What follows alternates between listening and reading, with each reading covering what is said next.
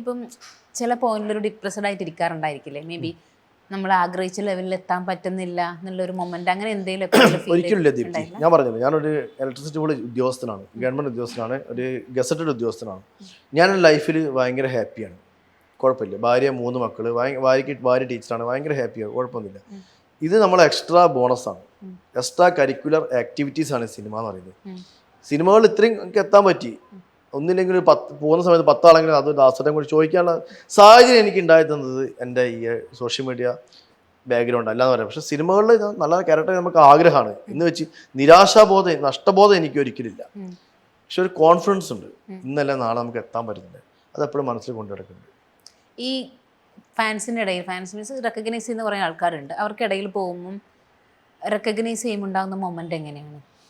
അത് എന്നോട് 2-3 വർഷം മുമ്പേ ചോദിക്കേണ്ട ചോദ്യങ്ങൾ. അത് എന്താ എന്നുവെച്ചാൽ അന്ന് സമയത്ത് നമ്മൾ ഒന്നുകൂടി അറിയപ്പെടുന്ന സമയത്ത്, 10 ആളെടുത്ത് പോകുന്ന സമയത്ത് നമ്മളെടുത്ത് ഫോട്ടോ എടുക്കുമ്പോൾ ഭയങ്കര ഹാപ്പിയാണ് അല്ലേ.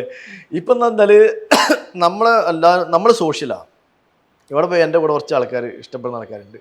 അപ്പം അതേ പണ്ടെന്നെ ഇഷ്ടപ്പെടുന്നത് ആൾക്കാരെന്നെ എപ്പോഴും നല്ല രീതിയിൽ ഇഷ്ടപ്പെടുന്നു. അതിലൊരു അസ്വാഭാവികത എനിക്കിപ്പം തോന്നുന്നില്ല, പണ്ട് തോന്നിയിരുന്നു. ആടാ 10 ആള് ആടാ, ഇപ്പൊ അതൊക്കെ തോന്നിയത്. എൻ്റെ ചങ്കുകളാണ് കൂടെ ഉള്ളത്, എവിടെ പോയാലും നമ്മളെ കൂടെ ആൾക്കാരുണ്ടാവും. ആ വിശ്വാസമാണ്. അന്ന് അസ്വാഭാവികതയായിരുന്നു അല്ലേ. ഇപ്പൊ അങ്ങനെ ഇല്ല. എല്ലാവരും നമ്മുടെ സുഹൃത്തുക്കളാണ്, വർത്താനം പറയാറുണ്ട്, ചോദിക്കാറുണ്ട്.